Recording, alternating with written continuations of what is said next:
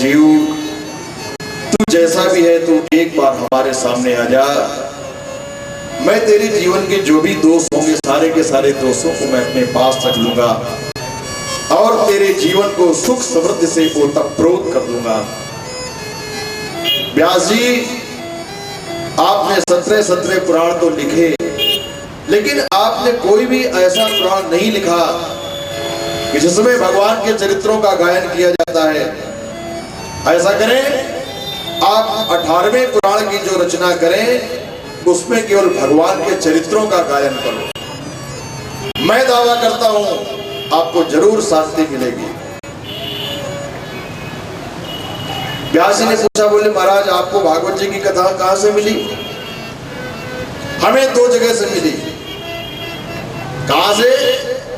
बोले एक परंपरा में भगवान नारायण से नारद जी को कथा सुनने को मिली और दूसरी परंपरा में नारायण भगवान से ब्रह्मा जी को कथा मिली और ब्रह्मा जी के बेटे हैं नारद जी और ब्रह्मा जी से नारद जी को कथा श्रवण करने को मिली।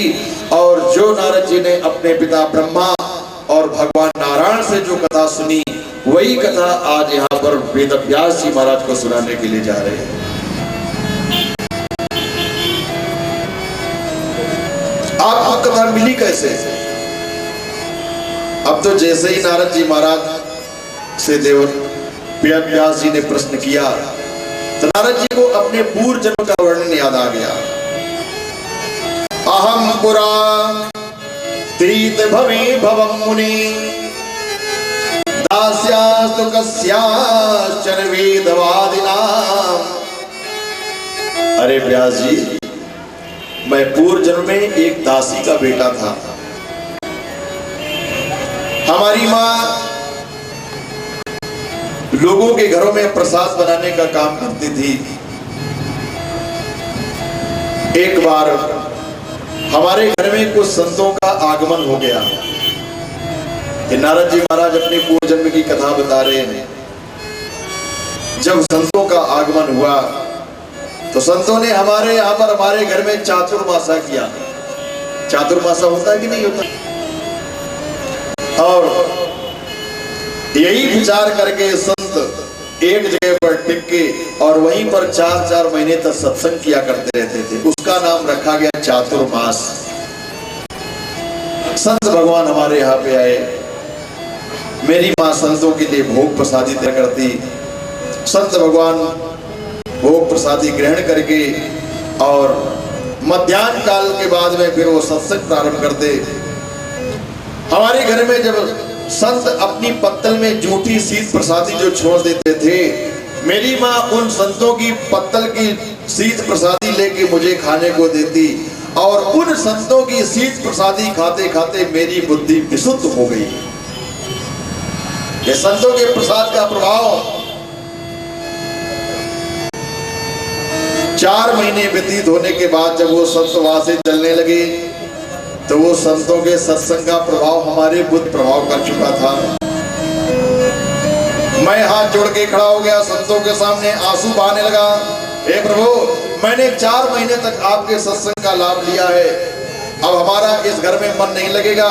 ऐसी कृपा करें कि आप हमें भी अपने साथ में ले चलें। संतों ने कहा नहीं, हम तुमको अभी अपने साथ में नहीं ले जा सकते। क्यों?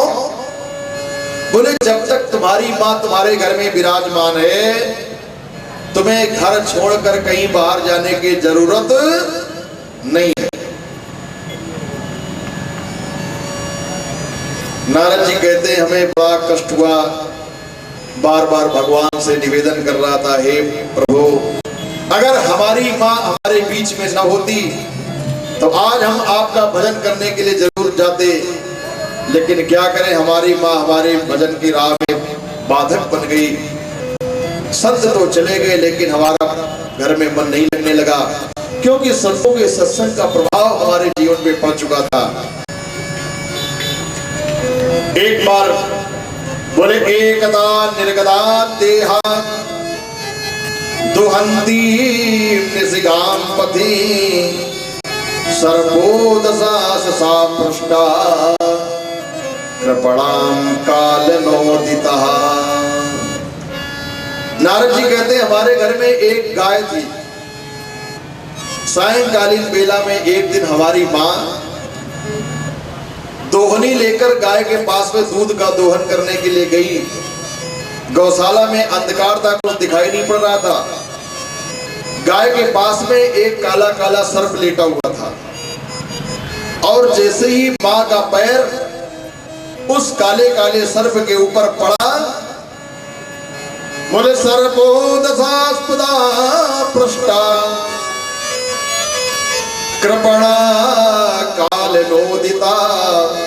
और जैसे ही माँ का पैर सर्प के ऊपर पड़ा तो सर्प ने दंशन किया और माँ का गोविंदाय नमो नमः।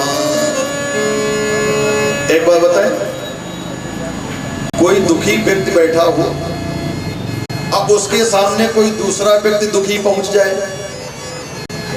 तो सच बताना उसका दुख कम होगा कि बढ़ेगा? कम होगा क्या? हमारे यहाँ एक कहावत चलती है, किसी घर में एक देवी जी थी, जैसे आप लोग बैठी हुई है, तो व्यक्ति का भाव होता है। वो देवी सुबह से उसको ऐसा लग रहा था, बोले आज हमें ऐसा लग रहा कि आज हम खूब चिल्ला चिल्ला के रो लें। कभी कभी होता है ना, जब व्यक्ति की खुशी ज्यादा बढ़ जाती है तो उसको ऐसा लगने लगता है कि हमें कहीं एकांत मिल जाए तो हम एकांत में बैठ के थोड़ी देर रो लें तो मन को शांति मिल जाए। तो वो देवी सुबह से बार बार ये विचार कर रही थी कि घर के सदस्य कहीं चले जाएं, हमें एकांत मिल जाए और हम थोड़ी देर बैठ के एकांत में थोड़े आंसू बहा ले, रो लें। और ये सोच ही रही थी कि तब तक उसके पीहर से उसका भाई आ गया। तो बेचारी एक तो वैसे भी रुआसी बैठी थी रोने के इंतजार में, और भाई को जैसे देखा तो और जोर से रोना चालू कर दिया। बस यही स्थिति यहाँ पे। वेद व्यास जी महाराज वैसे भी सुखदेव जी के दुख में दुखी बैठे थे। नारद जी महाराज ने ऊपर से अपनी माँ के ये शोक की खबर सुनानी चालू कर दी। अब तो व्यास जी के नेत्रों से अविरल आंसुओं की धार बहने लगी। व्यास जी ने पूछा, नारद जी, जब आपकी माँ का प्राणांत हो गया, शरीर शांत हो गया, तो आपको कष्ट नहीं हुआ क्या? रोए नहीं? नारद जी ने कहा, अरे व्यास जी, मैं संसार के लोगों को दिखाने के लिए तो 3 दिन 3 रात्रि तक रोता रहा। रोते रोते हमारे नेत्र सूज गए, लेकिन अंतस्थ हृदय से, अंदर के भाव से बार बार हम भगवान से प्रार्थना कर रहे थे, हे प्रभु, आपने हमारे ऊपर बहुत बड़ी कृपा की, जो हमारे भजन की राह में बाधक हमारी माँ को हमसे दूर कर दिया। नारद जी महाराज कहते, मैंने अपनी माँ का अंतिम संस्कार किया और संस्कार करने के बाद में अपने घर को छोड़ के और जंगल में भगवान का भजन करने के लिए चला गया। बहुत समय तक भगवत आराधन करते करते एक बार नारायण भगवान की हमारे ऊपर कृपा हुई। भगवान हमारे सामने प्रकट हुए। देवदत्तां विमां वीणां स्वर ब्रह्म विभूषितम। भगवान नारायण ने हमको ये वीणा प्रदान कर दी। नारद, इस वीणा को ले लो। सरस्वती जी ने उसमें स्वरों को भर दिया। तुम इससे हमारे नाम का संकीर्तन करना, जगह जगह तुम्हारा कल्याण हो। और जब से नारायण भगवान ने हमें वो वीणा प्रदान की, तब से हम निरंतर भगवत आराधन श्रीमन नारायण नारायण की धुन लगाते हुए संसार में विचरण करते हैं। और यहाँ पर नारद जी महाराज ने वेद व्यास जी को भागवत जी की कथा सुनाई, और कथा सुनाने के बाद में नारद जी तो वहां से चले गए। अब कथा तो सुन ली, कथा को चरित्रार्थ कैसे किया जाए, समाज को कैसे प्रस्तुत करें, उसका प्रारूप कैसे दिया जाए। व्यास जी महाराज गए स्वर्ग में, कोई लेखक नहीं मिल रहा था, कैसे कौन लिखने के लिए तैयार होगा। अंत में एक महानुभाव तैयार हुए। कौन? मोदक प्रिय मुद मंगल दाता अविद्या वारिधि बुद्धि विधाता। गणेश जी महाराज तैयार हो गए, लेकिन गणेश जी ने एक शर्त रख दी, महाराज हमारी कलम तो चलेगी, लेकिन हमारी कलम बंद नहीं होनी चाहिए। अगर बंद हो गई तो फिर दोबारा चलने वाली नहीं है। गणेश जी महाराज आए और सरस्वती नदी के किनारे बैठ गए सम्याप्रास आश्रम की परिधि में। एक आसन पर गणेश जी महाराज, एक आसन पर वेद व्यास जी महाराज बैठे हुए हैं। व्यास जी महाराज नारद जी के द्वारा सुनाए हुए जो भी श्लोकों का वाचन करते हैं, गणेश जी अपनी लेखनी से लिखते चले जा रहे हैं भोजपत्र के ऊपर। जितनी देर में नारद व्यास जी महाराज एक श्लोक को छोड़ के दूसरा श्लोक बोलते हैं, उतनी देर में गणेश जी उस श्लोक की अन्वय व्याख्या संदर्भ अर्थ सब लिख के तैयार कर देते थे।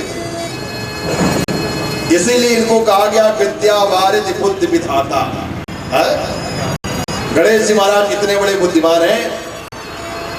व्यास जी समझ गए, बोले हम इनसे पार तो पाने वाले हैं, क्या करें।